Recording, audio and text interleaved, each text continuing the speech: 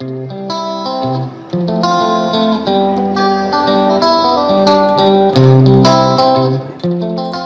time we talked about how to buy your first private home.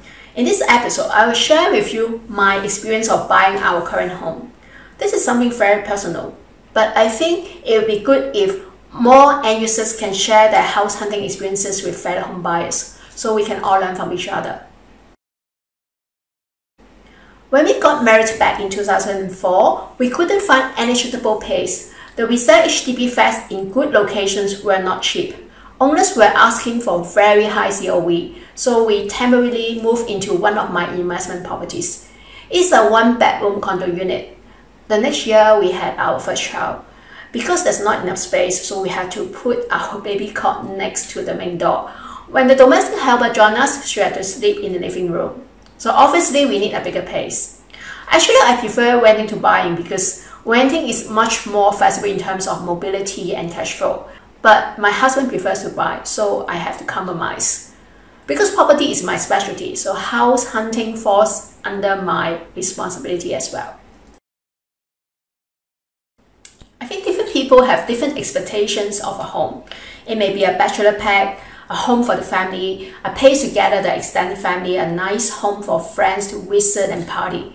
But for us, a home is a place where we see our kids grow up, where we have our fond memories. It's not a place to show our wealth or social status. Besides, we really have nobody to show off to. So a home is not an investment. It's an expense and a depreciating liability if it is unknown.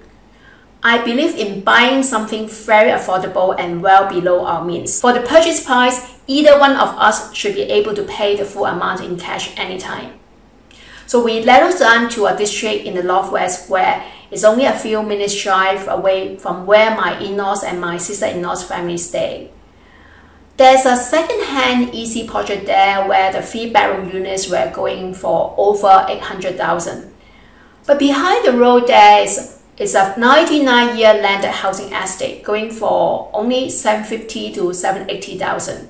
So it only got its TOP 5 years ago. I built no less than 15 houses there from November 2006 to April 2007.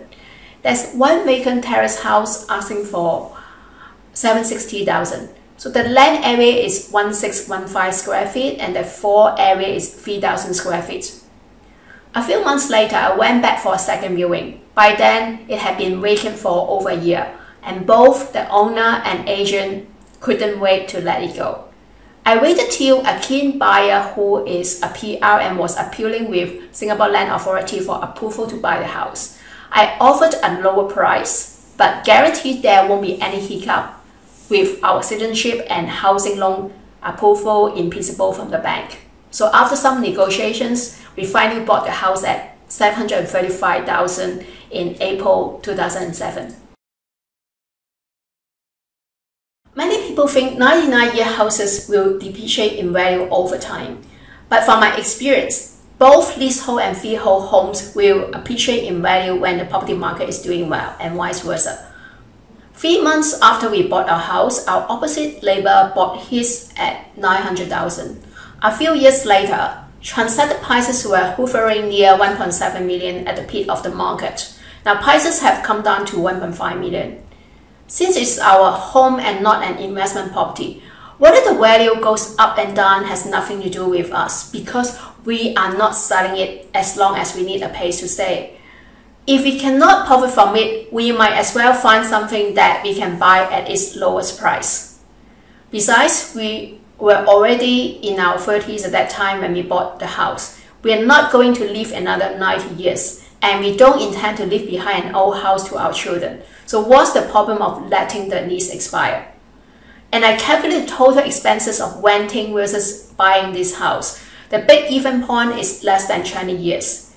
That means if we will stay in this house for 20 years, renting is 3,500 to 4,000 per month. Versus if we buy it, the money we spend in total, including stamp duties, renovation, property tax, and maintaining the house, would be lower to buy than to rent. So who cares even if the value of the house drops to zero? Of course, the only disadvantage of buying is the opportunity cost of the return we might have if we have invested the money we put into the house. I think it's important to keep the running cost of your home to a minimum because the rental value of a house in a neighborhood district is not high, so the annual value will be low too. So the annual value of the house is much lower than a condo unit if they are of similar floor area. For maintenance fees, if you're staying in a big condo unit with 3 or 4 bedrooms, you pay the highest maintenance fees in the project because your unit has the highest number of shares. Say you're paying $450 per month for maintenance. For a year, you pay $5,400. For 10 years, it is $54,000. If you stay in your home for 20 years, you are paying a total maintenance fee of $108,000. That's why the MCSD fund is often in millions. One day when you sell your home, there is no refund of any amount. When there is a big upgrade project, the owners may have to chip in again, and you pay the highest with the highest number of shares. For landed properties, you don't have to pay any maintenance fee because there's no facility. So how to deal with the problem of no facilities? Just use the public ones. The house I'm staying in is only 5 to 7 minutes walk to a sports and recreation complex. So there is a swimming pool there. The children and senior citizens, they charge them 80 cents per entry on weekdays and $1 on weekends. For adults, it's $1.50 on weekdays and $2 on weekends. You can go earlier before the crowd arrives. So every few years, the government will do big and small upgrades of the facilities using the taxpayers' money. What about the gym? There's also a gym in the sports complex. It's $2.50 per entry. Or you can convert a corner of your house into a personal gym, so you can use it every day in your house. What about security? You can either install CCTV or you keep a big dog, but chances are your neighbor already have one, so you can save your trouble. Free parking is available inside the house or directly outside. The house may look too big when we first move in with only 2 adults, a 2-year toddler and a maid. But a few years later, we have our second child, so when they slowly grow up, the size of the house is just right. So we are very grateful during the circuit breaker period that we have more than enough enclosed and open space for everyone. With young kids, you don't want to worry about your neighbors complaining that, hey, your children are too noisy. And living in a housing estate is something like living in a kampong because you can always see whether your neighbors are in or out. And my girls really enjoy playing with the kids of the neighbors over the years. Versus if you stay in a flat or in a condo unit, people always close their doors and you probably only say hi or good morning to each other and you don't socialize at all. 5 years later, we pay off the mortgage of the house when we can't find any investment that can generate a return higher than the interest rate. I always encourage people to pay off their outstanding loan of their home as soon as possible because it's really not worth paying the compound interest of the bank's housing loan. So if you have withdrawn money from your CPF account to pay for your home, you are paying CPF 2.5% interest and you have to refund it when you sell your home one day. So this is on top of losing 2.5% interest of your account should you have kept the money in your CPF ordinary account. So pay it off as soon as possible if you have the spare cash. Another thing is, if you die suddenly, your surviving spouse is subject to TDSR and may not pass the score to take over the loan. Then your spouse and family will lose their home. And HDB flat always come with the home protection scheme, but for some reasons, owners of private homes seldom buy the mortgage insurance. If the deceased has bought life insurance and the surviving spouse has to use the amount to pay off the outstanding mortgage, there's nothing much left to support the family and the extended family in the future. Oh, by the way, the year we pay off the housing loan is when I sold all my investment properties and locked in the profit. But I have no intention of using my money to upgrade to a bigger house. Remember, Warren Buffett has a net worth of $67.5 billion US dollars, but his home is a 5-bedroom house bought for $31,500 in 1957. The couple has been staying in the same house for 63 years.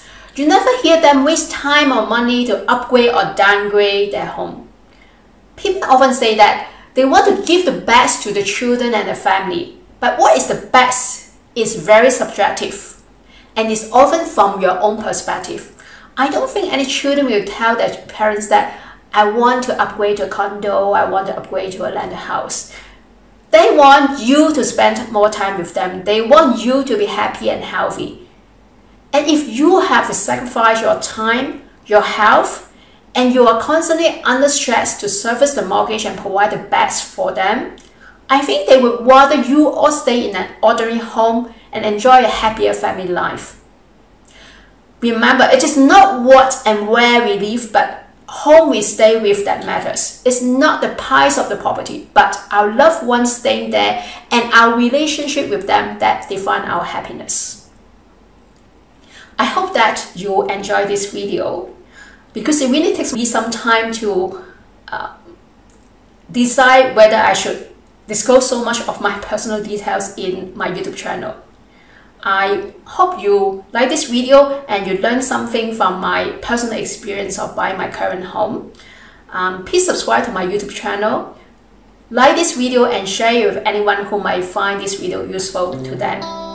Take care and I'll see you next time.